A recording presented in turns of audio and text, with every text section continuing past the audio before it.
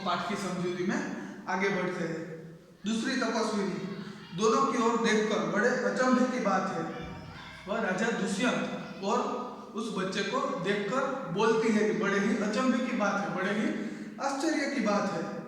दुष्यंत, तुम्हें क्यों अचंभा हुआ? राजा दुष्यंत उससे पूछते हैं तुम्हें आश्चर्य क्यों हो रहा है? दूसरी तपस्विनी, इसलिए हुआ कि इस बालक की और तुम्हारी सूरत बहुत मिलती है और तुम्हें जाने बिना ही इसने तुम्हारी बात मान ली। वह बताती है कि मुझे आश्चर्य क्यों हुआ। वह कहती है कि इस बालक की और तुम्हारी शकल वह बहुत ही ज्यादा मिलती है। यह तुम दोनों की शकल है वह मिलती जुलती है और तुम्हें जाने बिना ही यह बालक ने तुम्हारी बात मान ली। यह तुम्हारी बात मान रहा है पर हमारी तो कोई बात नहीं सुनता। दुष्यंत बच्चे को गोद में उठाकर, हे तपस्विनी, जो यह ऋषि कुमार नहीं है तो किस वंश का है? अगर यह ऋषि कुमार नहीं है, अगर यह ऋषि का बेटा नहीं है तो यह फिर किस वंश का है?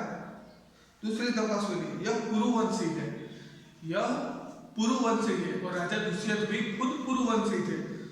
दुष्यंत स्वयं से, इसलिए इसकी सूरत मुझसे मिलती है, इसीलिए इसकी सूरत मुझसे मिलती है क्योंकि मैं भी पुरुवंशी ही हूँ। बच्चे को गोद से उतारकर,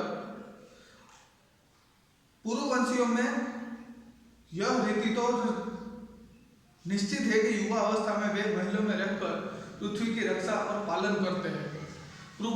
जो पुरुवंशी है उसमें यह तो निश्चित ही होता है कि वह महलों में रहकर पूरी पृथ्वी की रक्षा करते हैं, वह किसी को हानि पहुंचने नहीं देते। वह बहुत ही पुरुवंश में बहुत ही बड़े बड़े राजा हुए हैं। वृद्धावस्था आने पर वन में जितेंद्रिय तपस्वियों के आश्रम में वृक्षों के नीचे कुटी बनाकर रहते हैं और वृद्धावस्था आने पर वह वन में जाकर बड़े बड़े ऋषि मुनियों जैसा तप करते हैं। वहां पर आश्रम में कुटिया बनाकर, झोपड़ी बनाकर रहते हैं। देवता जैसी शक्ति वाला यह निडर और असाधारण बालक मनुष्य का पुत्र भला किस प्रकार होगा?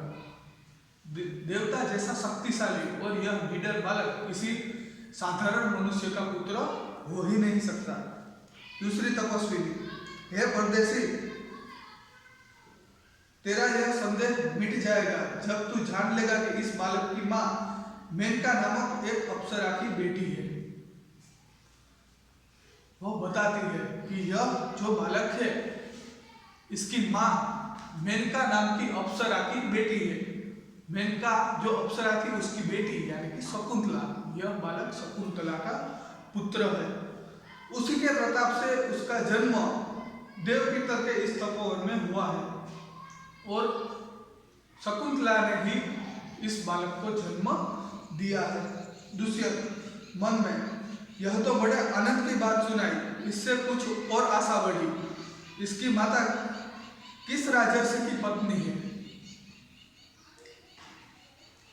वह पूछता है कि यह तो तुमने बहुत ही आनंद की बात बताई।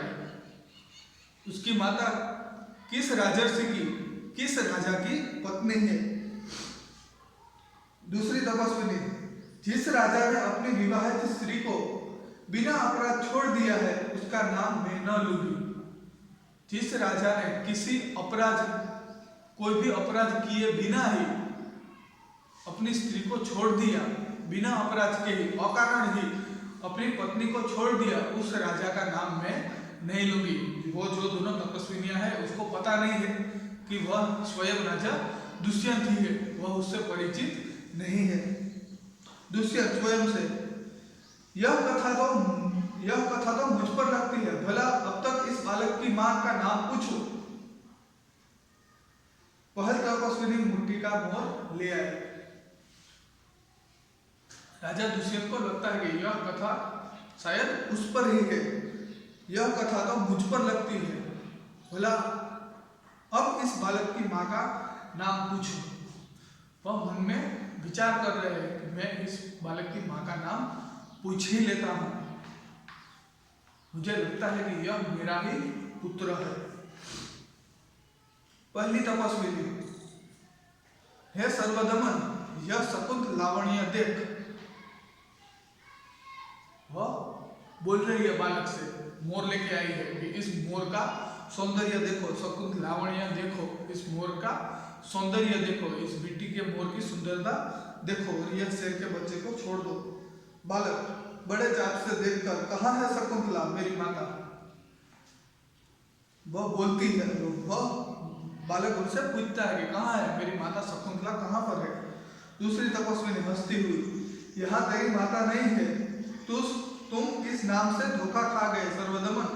मैंने तो कहा था कि मिट्टी के मोर को देखो, मैंने तो कहा था कि मिट्टी के मोर को देखो, शकुंत लावण्य, इस मिट्टी के मोर की सुंदरता देखो। मैंने तुम्हारी माता के बारे में नहीं कहा था, मैंने तो इस मोर के बारे में देखा था कि यह मिट्टी के मोर की सुंदरता तुम देखो, तुम इस शब्दों से धोखा खा गए। दुष्यंत स्वयं से, इसकी माँ मेरी ही प्यारी शकुंतला है या इस नाम की कोई दूसरी स्त्री है? वह सोचता है कि इसकी पत्नी जो शकुंतला है वह भी इसकी माँ है या किसी कोई और स्त्री है जिसका नाम भी शकुंतला है और यह इस बालक की माता है।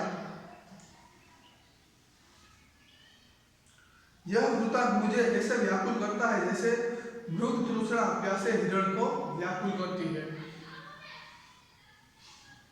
उसको यह बात जानने की बहुत ही ज्यादा आतुरता थी कि उसकी पत्नी ही इस बालक की माता है या फिर कोई शकुंतला नाम की कोई दूसरी स्त्री है जो इस बालक की माता है। बालक खुश होकर, मुझे यह मोर बहुत अच्छा लगता है, खिलौना ले लेता है। तो बालक खुश होकर वो तपस्विनी के हाथ में से वो खिलौना ले लेता है और बोलता है मुझे यह मोर बहुत अच्छा लगता है, मुझे यह खिलौना बहुत पसंद आया। पहली तपस्विनी घबराकर, ओ बालक की बाह से रक्षाबंधन कहाँ गया?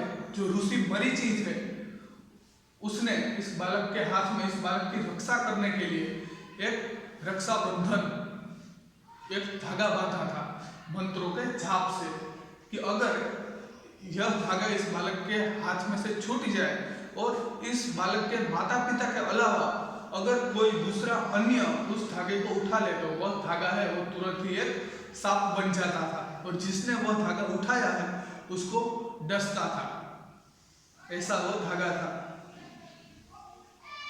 पहली तपस्विनी घबराकर, ओह बालक की बाह में से रक्षाबंधन कहाँ गया?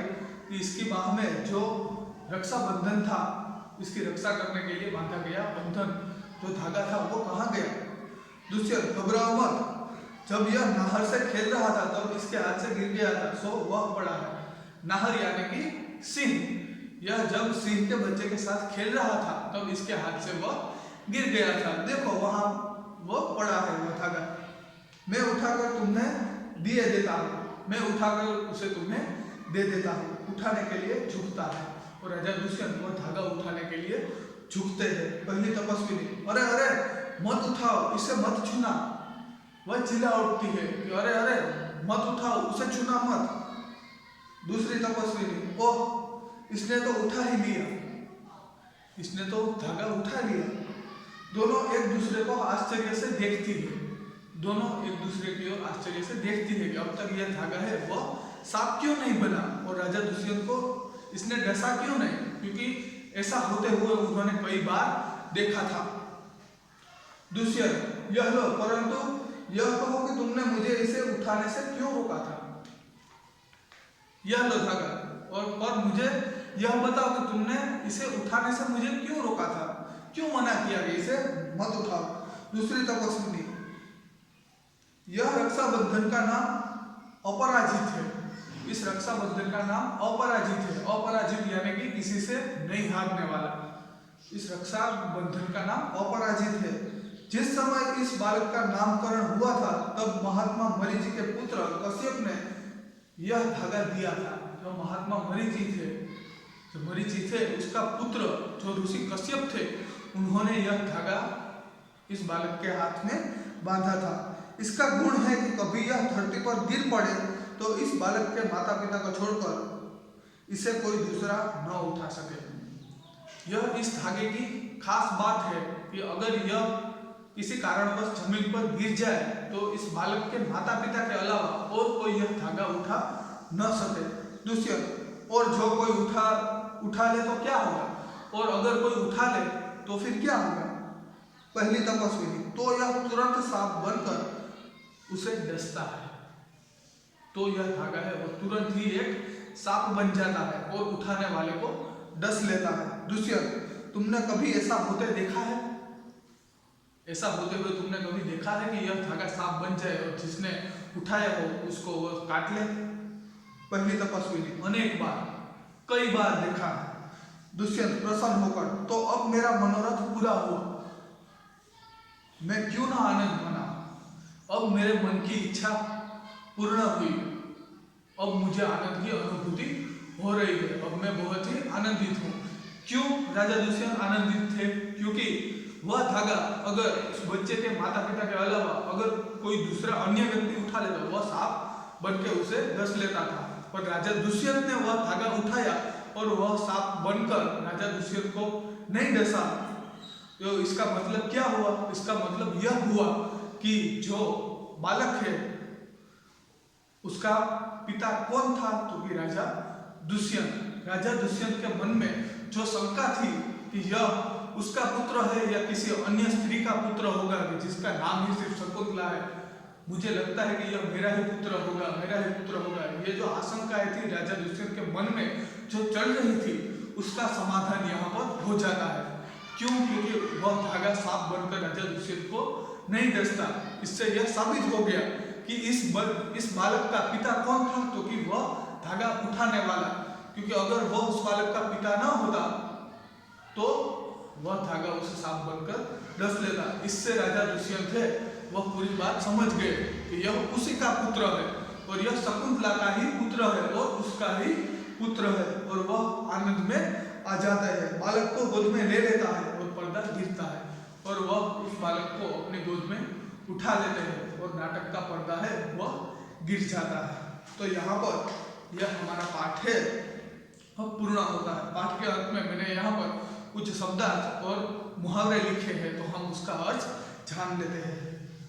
शब्दार्थ: तपस्विनी यानी कि तप करने वाली स्त्री, अचंभ यानी कि हैरानी या आश्चर्य, हठीला जिद्दी, तुतले वचन अटपटे शब्द, आचरण यानी कि व्यवहार, बड़भागी बड़ा भाग्य वाला, नाहर शेर यानी सिंह, मनोरथ मन की कामना या फिर इच्छा, और आड़ या फिर अवरोध।